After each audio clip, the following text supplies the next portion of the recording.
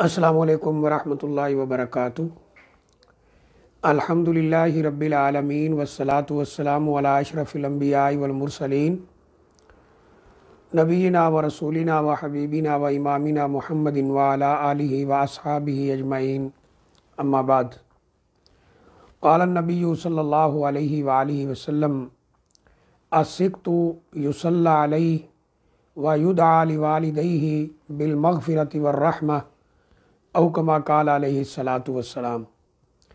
इंतहाई काबिल एहतराम भाइयों, दोस्तों, बुज़ुर्गों, इंतहाई मुअज़्ज़ा मुअक्करा माओं और बहनों, नबी करीम सल्लल्लाहु अलैहि व आलिहि वसल्लम का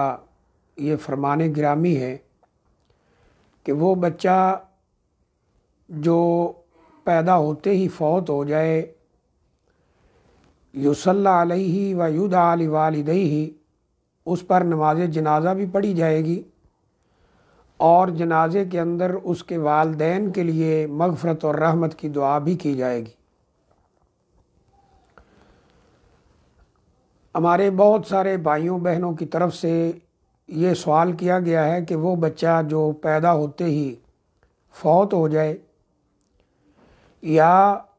वो माँ के बतन से ही फौत शुदा पैदा हो, उसकी नमाज जनाज़ा का क्या हुक्म है, उसको गुस्ल देना, उसको मुसलमानों के कब्रिस्तान में दफन करना, ये कैसा है? इसका जवाब अर्ज़ करने से पहले एक बात की तरफ ध्यान दिलाना मकसूद है कि हमारे यहाँ आम तौर पर ये कहा जाता है और इस पे अमल भी किया जाता है कि जो बच्चा पैदा होते ही फौत हो जाता है या माँ के बतन से, माँ के पेट से मुर्दा पैदा होता है, ना ही तो उसका जनाज़ा पढ़ाया जाता है, ना ही गुस्ल दिया जाता है और ना ही मुसलमानों के कब्रिस्तान में उसे दफन किया जाता है, बल्कि कहीं गड्ढा वगैरह खोद कर उसको उसमें फेंक दिया जाता है और ऊपर मिट्टी डाल दी जाती है। तो ये अमल जो है ये सही नहीं है। इसकी तफसील हम इस तरह बयान कर सकते हैं कि जो बच्चा जिसे यहाँ रसूलुल्लाह सल्लल्लाहु अलैहि वसल्लम ने अस्सिक्त के नाम से याद फरमाया है कि अस्सिक्तु युसल्ला अलैहि, कि उस पर नमाज जनाज़ा पढ़ी जाएगी और उसके वालदैन के लिए मग़फ़िरत की दुआ भी की जाएगी, रहमत की दुआ की जाएगी। तो जब हम सारे दलाइल को सामने रखते हैं, उलमा मुहद्दिसीन फ़ुक़हा के अक़वाल को सामने रखते हैं, तो जो तफसील हमारे सामने आती है वो ये है कि वो बच्चा जो माँ के बतन से ज़िंदा पैदा हो, ये पहली कंडीशन है। यानी इसमें जब हम तफसील में जाते हैं तो ये तीन शक्लें हमारे सामने बनती हैं। यानी इन तीन शक्लों को समझना और उनके अहकाम को भी समझना हमारे लिए ज़रूरी है। पहली सूरत ये है, पहली शक्ल ये है कि बच्चा पैदा हुआ, ज़िंदा पैदा हुआ, पैदा होते ही या कुछ देर के बाद फौत हो गया, तो इसके बारे में तमाम उलमा का इत्तेफाक है इस बात पर कि इस बच्चे को नहलाया भी जाएगा, इसको कफन भी दिया जाएगा, इसका नमाज जनाज़ा भी पढ़ा जाएगा और इसे मुसलमानों के कब्रिस्तान में दफन किया जाएगा। यानी वो बच्चा जो माँ के बतन से ज़िंदा पैदा हुआ और ज़िंदा पैदा होते ही फौत हो गया, फ़ौरन या कुछ देर के बाद उसको नहलाया भी जाएगा, कफन भी दिया जाएगा, जनाज़ा भी पढ़ा जाएगा और उसको मुसलमानों के कब्रिस्तान में दफन भी किया जाएगा। इस पर तमाम उलमा का इत्तेफाक है और इजमा है। बाज़ मुहद्दिसीन ने, मुअल्लिफ़ीन ने अपनी किताबों में इसके ऊपर इजमा ज़िक्र किया है कि पूरी उम्मत के उलमा का, मुहद्दिसीन का, फ़ुक़हा का इस बात पे इत्तेफाक है, इजमा है। और इजमा की तारीफ़ ये है कि इत्तेफाक मुजतहिदी अल उम्मह, उम्मत के तमाम मुजतहिदीन का इत्तेफाक बाज़ में है कि इत्तेफाक मुजतहिदी उम्मती रसूलिल्लाह सल्लल्लाहु अलैहि वसल्लम या उम्मती मुहम्मदिन सल्लल्लाहु अलैहि वसल्लम, नबी सल्लल्लाहु अलैहि वसल्लम की उम्मत के तमाम फुकाहा मुहद्दिसीन उलमा का किसी बात पर मुत्तफ़िक हो जाना कब? नबी करीम सल्लल्लाहु अलैहि वसल्लम की वफ़ात और आपके दुनिया से चले जाने के बाद हुआ इत्तेफाक मुजताहिदी उम्मती मुहम्मदिन सल्लल्लाहु अलैहि वालिहि वसल्लम अला मसअलतिन मा बादा वफ़ातिन नबी सल्लल्लाहु अलैहि वालिहि वसल्लम। नबी सल्लल्लाहु अलैहि वालिहि वसल्लम के चले जाने के बाद किसी मसले पर पूरी उम्मत का इत्तेफाक, इसको इजमा कहते हैं। और नबी करीम सल्लल्लाहु अलैहि वसल्लम का वाज़ेह तरीन फरमान है, ला तजतमी उम्मती अला दलाला, मेरी उम्मत कभी गुमराही पे इकट्ठी नहीं हो सकती। तो इस बात पे तमाम उलमा, तमाम मुहद्दिसीन का इत्तेफाक और इजमा है कि अगर बच्चा माँ के बतन से ज़िंदा पैदा होता है, पैदा होने के बाद उसके अंदर रूह जो है वो महसूस की जाती है, वो कुछ चीख मार देता है या हरकत कर देता है, यानी वो ज़िंदा पैदा होता है, तो तमाम उलमा का इत्तेफाक है कि उसको नहलाया भी जाएगा, उसको कफनाया भी जाएगा, उसका जनाजा भी होगा और उसको मुसलमानों की कब्रिस्तान में दफन किया जाएगा। दूसरी जो कंडीशन है वो ये है कि ऐसा बच्चा जो माँ के बतन से मुर्दा पैदा हो और उसकी जो उम्र है बच्चे की, यानी हमल की उम्र जो है वो 4 महीनों से कम हो और वो मुर्दा पैदा हो, यानी उसमें रूह के कोई आसार नज़र नहीं आए और उसका अरसा जो हमल का है वो 4 महीने, बाज़ के नज़दीक 5 महीने भी है, इस दौरान वो पैदा हो जाए और पैदा भी इस हालत में हो कि उसमें ज़िंदगी की कोई निशानी नहीं देखी गई, तो इस पर भी उलमा का इत्तेफाक और इजमा है कि ऐसे बच्चे का ना ही जनाजा होगा, ना ही उसको नहलाने की ज़रूरत है और ना ही उसको बाकायदा कब्र खोद कर दफन करने की ज़रूरत है। इसके बारे में नबी करीम सल्लल्लाहु अलैहि वसल्लम का फरमान है कि ऐसा बच्चा आतिफ़ल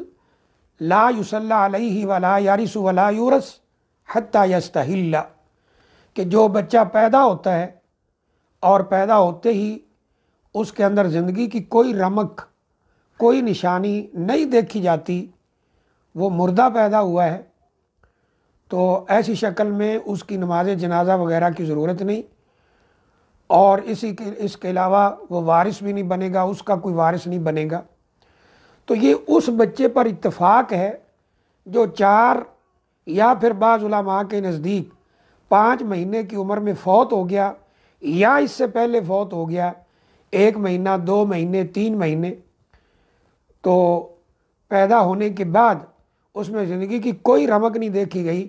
तो जैसे पहली सूरत पर इत्तेफाक है, यहाँ भी इत्तेफाक है कि उसका जनाजा पढ़ने की, नहलाने की,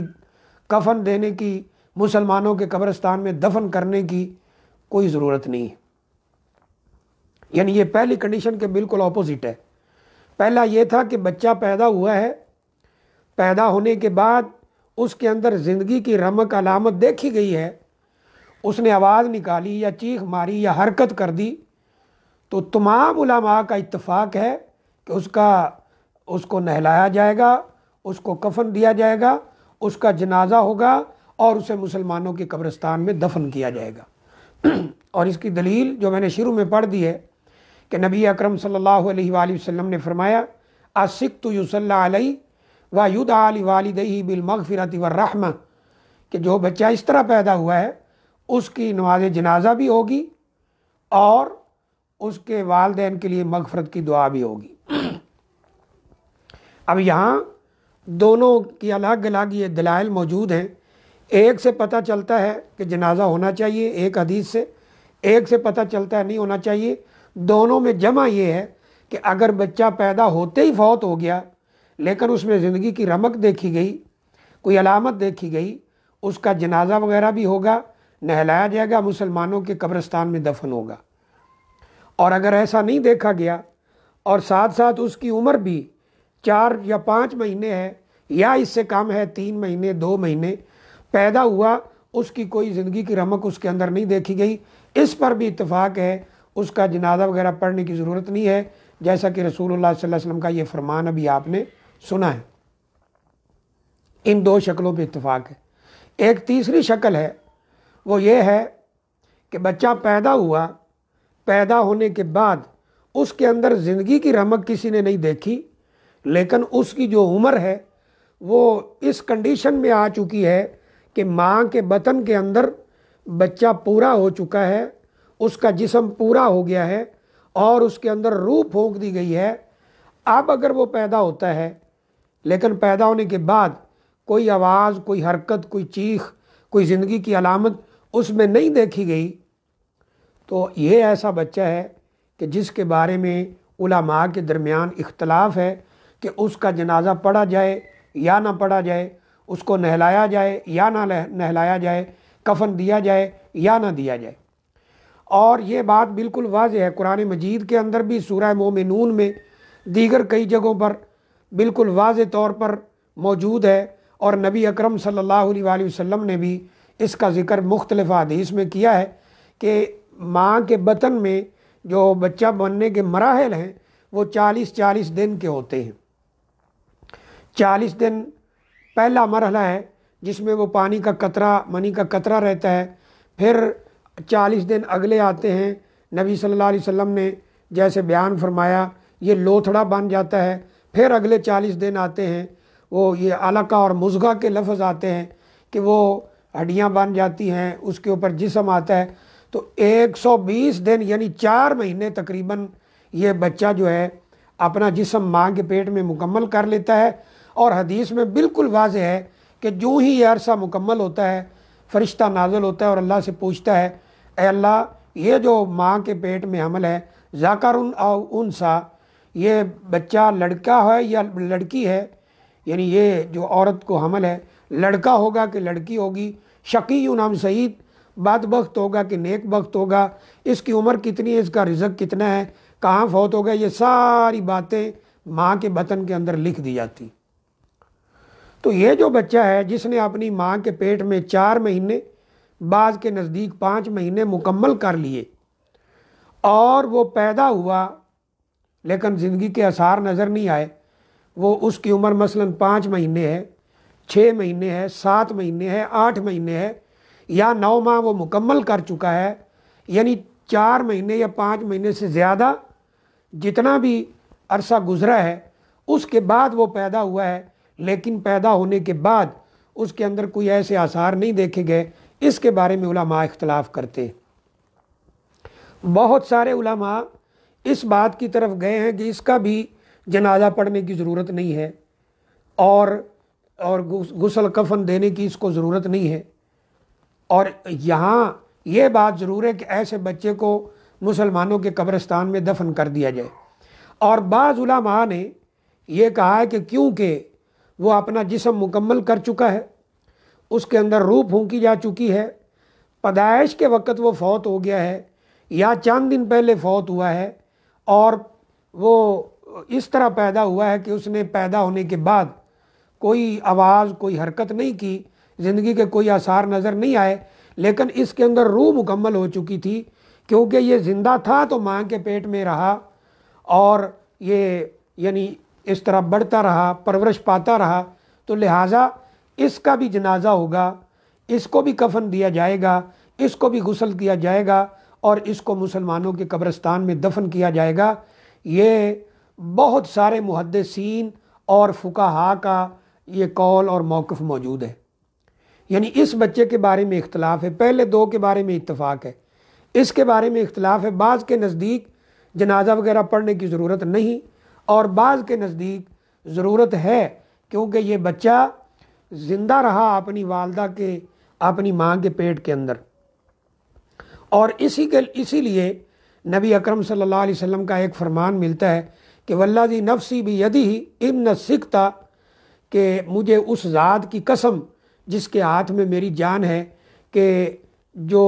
بچہ اس طرح فوت ہوتا ہے، لا یجر امہ بسررہ الی الجنہ، یہ اپنی ماں کو جنت کے اندر کھینچ کر لے جائے گا۔ کب لے جائے گا؟ جب اس نے اس کے مرنے پر اور اس طرح اس کے ضائع ہونے پر صبر کا مظاہرہ کیا ہوگا۔ اور یہ روایت ابن ماجہ وغیرہ سنن اربعہ کی روایت ہے اور صحیح حدیث ہے، بعض محققین علماء نے اس کو بالکل صحیح کہا ہے۔ تو اس لیے یہ بچہ جو ہے، جس نے اپنی والدہ کی سفارش بھی کرنا ہے اور اسے کھینچ کر جنت میں بھی لے جانا ہے، یہاں لفظ جو بھی سراری ہی بولے گئے ہیں، اس کا تعلق ناف سے ہے، کیونکہ بچہ ماں کے بطن میں ناف سے خوراک پاتا ہے۔ تو نبی اکرم صلی اللہ علیہ وآلہ وسلم نے یہ فرمایا کہ وہ سفارش کرے گا اور اپنی ماں کو کھینچ کر جنت میں لے جائے گا، بشرطے کہ اس نے صبر کیا۔ اور یہ ظاہر سی بات ہے کہ ماں مسلمان ہو، نماز وغیرہ کی پابند ہو، اللہ کے ساتھ شرک نہ کرتی ہو، اور اس کے مرنے پر اس نے صبر کیا ہو، تو انشاءاللہ یہ بچہ اسے جنت میں لے جائے گا۔ تو خلاصہ کلام یہ ہے کہ وہ بچہ جو پیدا ہونے کے بعد حرکت وغیرہ کرے، زندگی کے آثار نظر آئیں، اس پر تمام علماء کا اتفاق ہے کہ اس کو نہلایا جائے گا، کفن دیا جائے گا، جنازہ پڑھا جائے گا اور مسلمانوں کے قبرستان میں دفن کیا جائے گا۔ اور وہ بچہ جو مردہ حالت میں پیدا ہو اور اس کی عمر بھی حمل کی 4 مہینے یا 5 مہینے سے کم ہے، اس پر بھی اتفاق ہے کہ جنازہ وغیرہ پڑھنے کی ضرورت نہیں ہے۔ اور وہ بچہ جو پیدا ہوا، زندگی کے آثار تو نظر نہیں آئے، لیکن وہ ماں کے بطن میں اتنی عمر گزار چکا ہے، اتنا عرصہ گزار چکا ہے، جس میں جسم مکمل ہوتا ہے، روح پھونک دی جاتی ہے، 4 مہینے کا عرصہ ہے، یا کچھ نے 5 کا کہا، تو 5 مہینے، 6، 7، 8، 9، اس کے بعد وہ پیدا ہوتا ہے، 8 مہینوں کا ہے، 7 مہینوں کا ہے،